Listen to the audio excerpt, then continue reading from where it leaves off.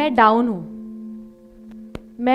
मेरा टाइम आ गया है, मेरे वो दिन चल रहे हैं, ऐसा आप सबने सुना होगा और बहुतों ने ये बोला भी होगा।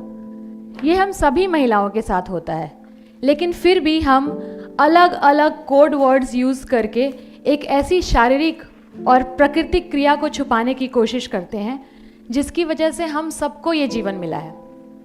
मैं बात कर रही हूँ पीरियड्स के बारे में, जिसको कि हम माहवारी या मासिक धर्म भी बोलते हैं। मैं 12 साल की थी जब मुझे पहली बार पीरियड्स आए थे। इस समय मुझे बोला गया था कि इस बात के बारे में किसी से बात नहीं करनी है, एकदम छुपा कर रखना है। मेरे पापा और भाई से तो बिल्कुल ही।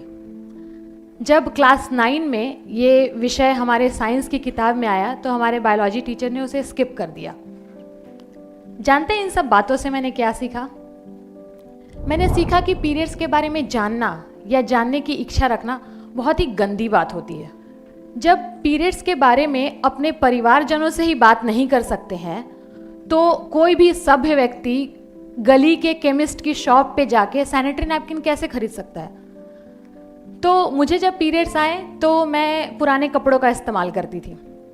इन कपड़ों को धोकर सुखाती और फिर दोबारा इस्तेमाल में लाती, क्योंकि पीरियड्स के समय लिया हुआ कपड़ा बहुत गंदा मानते थे हम लोग, तो उसे एक घर में नहीं रखते थे, पॉलीथीन बैग में बंद करके छत पे या बाथरूम के किसी कोने में रख देते थे ताकि किसी को पता ना चले, खासकर कि हमारे घर के पुरुष सदस्य को तो बिल्कुल पता ना चले कि हम मेंस्ट्रुएट करती हैं। आज भी हमारे देश में ऐसे 50% महिलाएं हैं जो कि पीरियड्स के समय रद्दी कपड़े, सूखे पत्ते, राख और यहाँ तक कि पॉलीथीन बैग्स का इस्तेमाल करते हैं। जब मुझे पीरियड्स आते थे तो हर महीने मुझे बोला जाता था कि तुम अपवित्र हो, तो मैं जाहिर सी बात है कि अचार नहीं छू सकती थी, पूजा पाठ नहीं कर सकती थी, पूजा पाठ से जुड़ी कोई वस्तु को हाथ नहीं लगा सकती थी। मुझे अपनी बेडशीट पीरियड के बाद धोने होते थे, भले उसमें दाग लगा हो या ना लगा हो। आप मंदिरों के सामने ऐसे साइन बोर्ड्स पाएंगे जिसमें कि बड़े साफ साफ शब्दों में लिखा होता है, मासिक धर्म के समय औरतों का मंदिर में प्रवेश करना वर्जित है। जरा सोचिए, एक मर्डरर, एक रेपिस्ट, एक चोर, ये सब लोग मंदिर जा सकते हैं, लेकिन एक लड़की जो कि पीरियड्स पे है वो नहीं। मेरा बचपन इन सारी पाबंदियों के बीच में बीता है और इस वजह से मैं आपको ये बात बहुत दृढ़ता से बता सकती हूँ कि इन सारी पाबंदियों का कितना गलत असर पड़ता है एक 9 साल 10 साल की बच्ची का, जब उसका कितना नकारात्मक असर पड़ता है जब उसके व्यक्तित्व का विकास हो ही रहा होता है। हर बार जब हम एक लड़की को बोलते हैं कि वो गंदी है, वो अपवित्र है उसके पीरियड्स पे, तो उसके आत्मसम्मान और आत्मविश्वास को बहुत ज़्यादा ठेस पहुंचती है। लेकिन जब मैंने अपनी लाइफ में पहली बार पीरियड्स के बारे में खुलकर बात की एक पुरुष से, तो मेरा नज़रिया पीरियड्स के बारे में बिल्कुल बदल गया। बात उन दिनों की है जब तुहीन, मेरे पार्टनर और मैं नेशनल इंस्टीट्यूट ऑफ डिज़ाइन में अपने पोस्ट ग्रेजुएशन की पढ़ाई कर रहे थे। हम दोनों अपने ज़्यादातर प्रोजेक्ट साथ में किया करते थे और इसलिए हमें एक दूसरे से प्यार हो गया। तो मैं कंफर्टेबल हो गई तुहीन के साथ पीरियड्स और मुझे पीरियड क्रैम्प्स आते हैं उसके बारे में डिस्कस करने से। तुहीन को ज़्यादा पीरियड्स के बारे में पता नहीं था, वो तो बिल्कुल ही हैरान हो गए ये सुन के कि लड़कियों के शरीर से हर महीने 7 दिन तक इतना सारा खून निकल जाता है और उनको पाबंदियों के बारे में पता नहीं था। तो वो जुट गए बहुत सारी अलग अलग सोर्सेज से पीरियड्स के बारे में जानकारी इकट्ठा करने के लिए।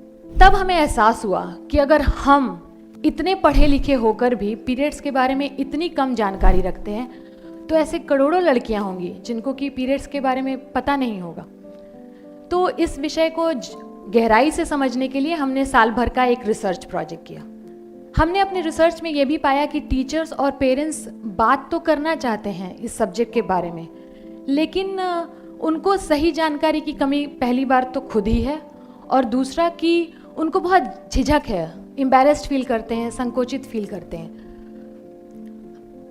आजकल लड़कियों को पीरियड्स क्लास 5 में आना शुरू हो गए हैं, लेकिन हमारे एजुकेशनल करिकुलम में आप कोई सा भी बोर्ड ले लीजिए, ये सब्जेक्ट आता है क्लास 8 में, 9 में और 10th में, और बहुत ही वेग तरीके से बताते हैं कि पीरियड्स क्या होता है। और वजाइना और योनि जैसे शब्द, वजाइना वो जगह जहाँ से कि हमारा माहवारी का खून हमारे शरीर से बाहर निकलता है, ये सारे शब्द सेंसर्ड होते हैं। तो हम सोचने लग गए, तुहीन और मैं, कि क्या कुछ ऐसी चीज़ हो सकती है जिससे कि लड़कियां खुद ब खुद माहवारी के बारे में सीख सकें। कोई ऐसी चीज़ जो कि पेरेंट्स और टीचर्स को हेल्प करे पीरियड्स के बारे में बात करने के लिए।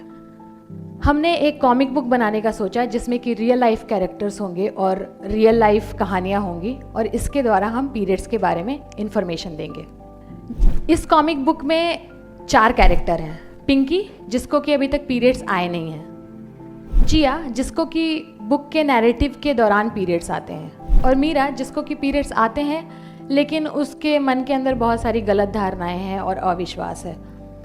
फिर है हमारी फेवरेट कैरेक्टर प्रिया दीदी। प्रिया दीदी एक डॉक्टर हैं और ये सारी लड़कियां प्रिया दीदी के पास आती हैं अपने सवालों के जवाब पाने के लिए।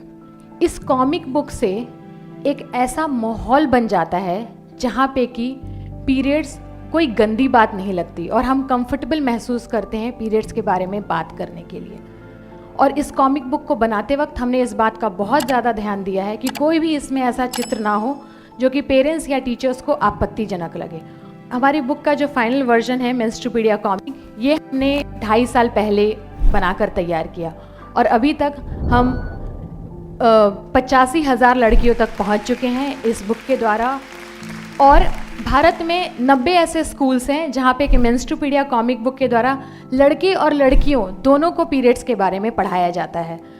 हम ये बुक को कॉन्स्टेंटली ट्रांसलेट कर रहे हैं और अभी तक 12 अलग अलग भाषाओं में इसका ट्रांसलेशन हो चुका है। हिंदुस्तान के बाहर 18 अलग अलग देशों में मेंस्ट्रुपीडिया कॉमिक बुक हम शिप करते हैं।